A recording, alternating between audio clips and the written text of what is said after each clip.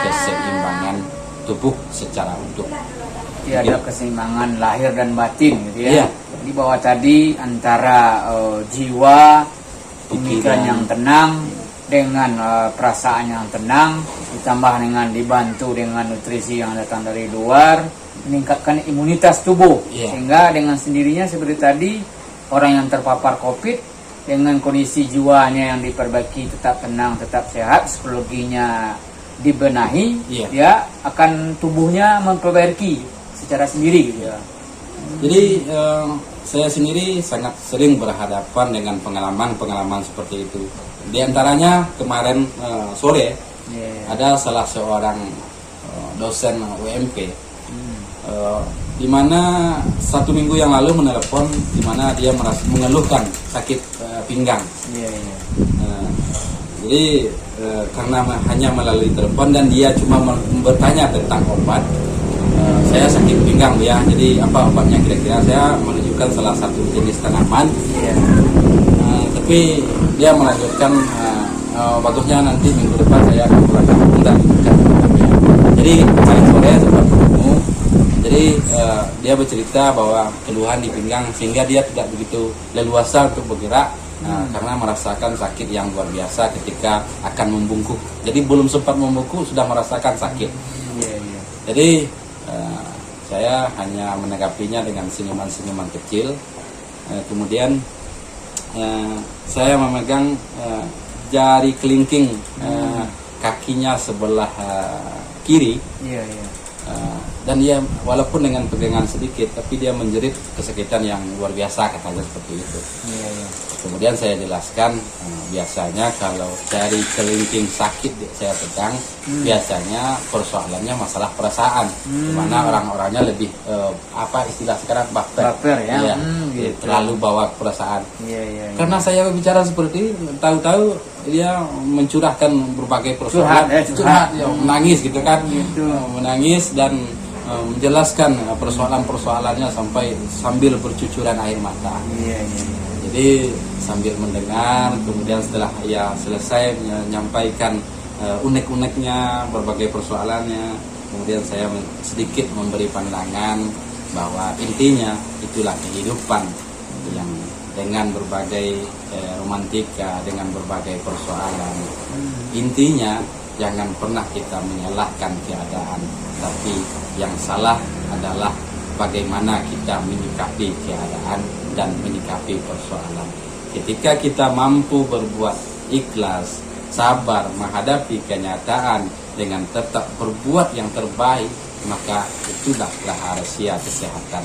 Jadi saya memberikan solusi seperti sebuah pandangan seperti itu. Kemudian dia sudah agak mulai merasa lega.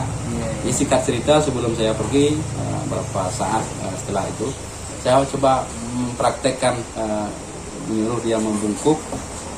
Dia mengatakan saya tidak merasakan lagi nyeri di punggung. Jadi itulah salah satu contoh bahwa sebagian besar penyakit fisik rata-rata disebabkan oleh penyakit pikiran yang sempat menekan perasaan. Jadi pikiran di sini bukan sekedar pikiran yang dipikirkan sebatas otak, tapi yang telah mulai merasuki jiwa dan menjadi beban perasaan. Inilah salah satu penyebab, dan sebagian besar sakit penyakit rata-rata berawal dari pemikiran yang membebani perasaan. Faktor psikologis, fisiologis rata-rata. Jadi ini sangat banyak pengalaman itu diantaranya. Ada juga yang 1 minggu yang lalu juga seperti itu, di mana salah seorang didiagnosa oleh rumah sakit kena serangan jantung. Kemudian setelah melalui proses pengobatan lebih dari 10 hari, tapi ia tidak ada biaya, sehingga memutuskan untuk keluar rumah sakit. Dan semakin hari penyakitnya semakin parah, bahkan lebih bertambah dengan terjadi benjolan-benjolan di sekujur tubuhnya. Pembengkakan. Jadi anaknya datang minta bantuan apa obat atau ramuan-ramuan yang harus dicari, bagaimana solusinya. Kemudian dia mengajak saya melihat orang tuanya sampai di sana. Singkat cerita, saya langsung membahas tentang persoalan-persoalan yang muncul. Kemudian istrinya menjawab bahwa beliau sakit semenjak saudaranya meninggal.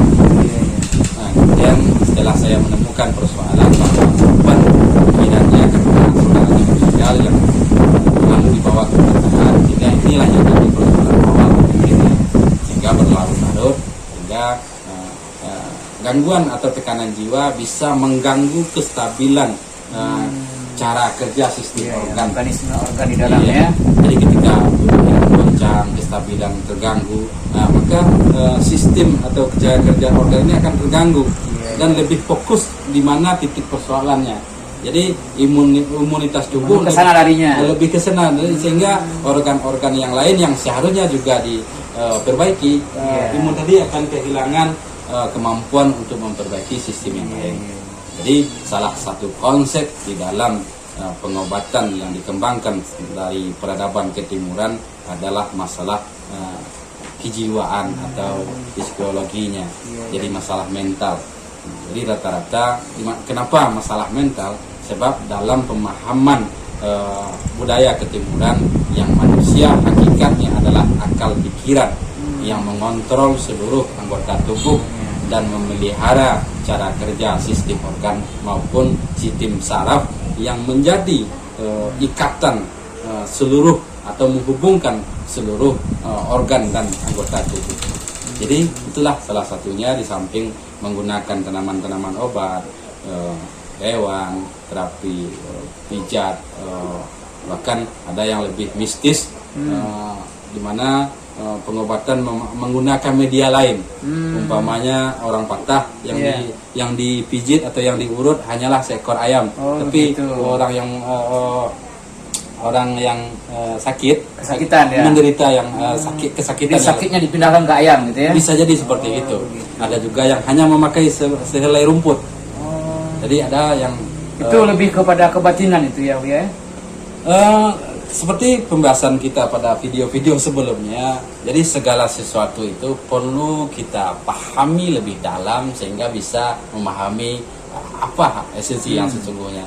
Nah, sebab kalau hanya berbicara tentang kebatinan, lebih condong kebanyakan orang atau secara umum orang memartikan kebatinan itu yang mistik, gaib. Yeah. Jadi kalau seandainya kita mengkaji lebih ilmiah, sebenarnya segala sesuatu di alam ini yang membedakan hanyalah keterbatasan akal kita, kemampuan kita yang belum sampai. Jadi seperti contoh saat sekarang ada handphone, ada jaringan listrik, internet, ada kabelnya, apa yang menghubungkan bisa nyambung ya satu dengan HP yang lain? Karena menemukan frekuensi yang sama, sinyal yang sama, gelombang yang sama. Jadi inilah salah satu contoh kebatinan yang dilahirkan, sebuah kegaiban yang dinyatakan. Jadi sebenarnya kebatinan itu real dia sebenarnya ya. Iya, tergantung pemahaman.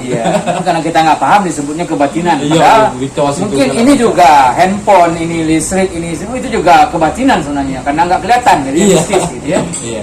Jadi kalau secara umum yang model pengobatan seperti tadi kan orang mengatakan itu menggunakan sihir, memang ada yang menggunakan sihir, ada yang murni, ada yang murni dengan menemukan gelombang energi yang menghubungkan, mensinkronkan frekuensinya. Begitu ya. Jadi pengetahuan leluhur kita sangat luar biasa, tapi selama ini tidak pernah kita kembangkan atau kita gali lebih dalam. Jadi dari metode-metode pengobatan, apalagi di Minangkabau sangat jarang orang-orang pelaku pengobatan tradisional itu menggunakan tenaga-tenaga jin setan yang dimana secara umum orang-orang melabelkan pengobatan tradisional ini dengan nama dukun. Iya betul. Namun nama dukun di sini di Minangkabau perlu dipahami lebih luas, lebih dalam. Sebab atas nama pengobatan di luar rumah sakit lebih condong disebut dukun, walaupun dia seorang kiai. Iya. Ustaz itu kiai dukun. Ini sudah menjadi istilah gitu kan. Jadi ustaz itu dukun hanya pandai ube orang. Pandai ube gitu ya. Kan? Nah, Jadi bukan Semua ahli pengobatan Pengobatan. sebutnya dukun. dukun. Yang di luar medis. Medis. Jadi kata dukun ini perlu dipahami. Memang ada, kita tidak memungkiri ada yang Ya. menggunakan Ilmu hitam, ilmu ya. hitam. Tapi untuk di Minangkabau sangat sulit mencari, sangat Ya, ya. jarang yang menggunakan itu. Apalagi akhir-akhir ini sudah sulit menemukan orang yang menganut ilmu hitam.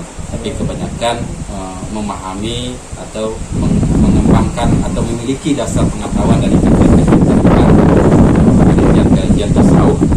Inilah yang menjadi landasan Kajian tubuh gitu ya. kajian tubuh. Jadi bagaimana mencari frekuensi tubuh seseorang dengan alam, termasuk model bedah ayam. Kan ada sebagian orang membahas itu sirik segala macam. Iya, iya. Kalau seandainya secara ilmiah itu ada kajiannya, jadi sama dengan metode rumah sakit. Umpamanya seperti ini, seseorang ketika dibawa ke rumah sakit, diteliti, diperiksa, dicek sakitnya jantung. Iya, iya. Tahu-tahu di rumah di bedah ayam sakitnya jantung. Jadi apa masalahnya? Sakitnya cuma sama-sama gitu Sama kan. jantung gitu ya. Cara metodenya yang berbeda Berbeda, kan. caranya. Mungkin tadi itu di ronsen, Iya. ini ronsennya ayam gitu ya. Ayam gitu kan. Masya Allah. Jadi Ya. banyak yang perlu kita pahami sebelum kita memberikan statement atau memvonis Iya. segala sesuatu.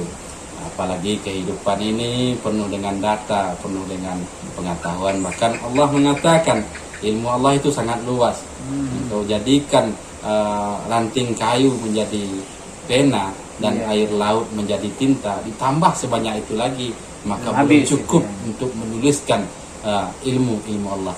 Jadi Betul. jangan terlalu cepat memvonis itu sesat, itu syirik, segala macam.